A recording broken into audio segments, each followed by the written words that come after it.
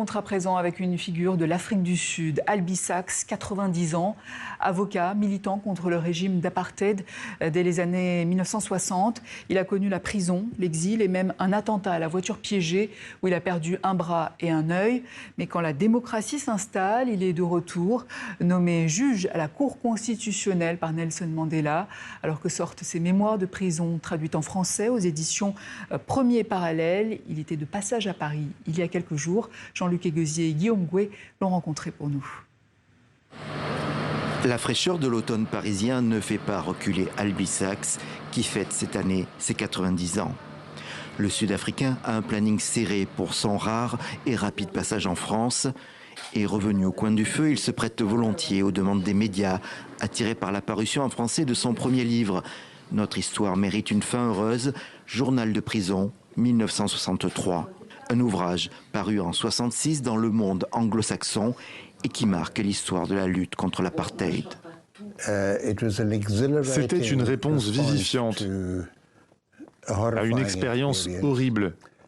Et écrire tout cela était une petite victoire. Ils m'ont enfermé sans procès, sans accusation, sans avocat.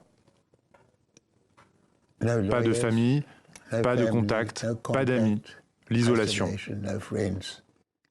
Un retour historique s'impose. En 1963, Albie Sachs est un jeune avocat et un militant de l'ANC en lutte contre le régime d'apartheid en Afrique du Sud. Il est emprisonné près de 6 mois, sans procès, en isolation, pour le contraindre à révéler ce qu'il sait de l'organisation interdite. Il ne parlera pas.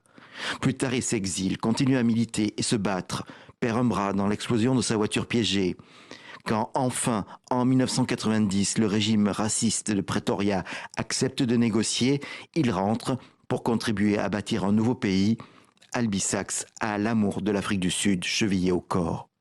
J'ai de l'espoir pour l'Afrique du Sud, en dépit de tous ces problèmes, de réels problèmes. Nous avons évité un bain de sang alors que le reste du monde s'y attendait. Nous n'avons pas eu besoin de bain de sang. Le changement est très lent. Il y a des hauts et des bas et des retours en arrière. Mais nous avons un pays, l'Afrique du Sud, un pays dont je suis très fier. À Paris, la place de la Concorde célèbre une vertu trop rare en politique. Le théâtre voisin du même nom semble le lieu idoine pour organiser une rencontre avec l'écrivain. La réconciliation fut la grande affaire de l'Afrique du Sud naissante et donc du juriste Albie Sachs. Nelson Mandela le nomme juge à la Cour constitutionnelle. Il contribuera à lui donner un cadre démocratique et libéral. Ce soir, le retraité fait salle comble. Il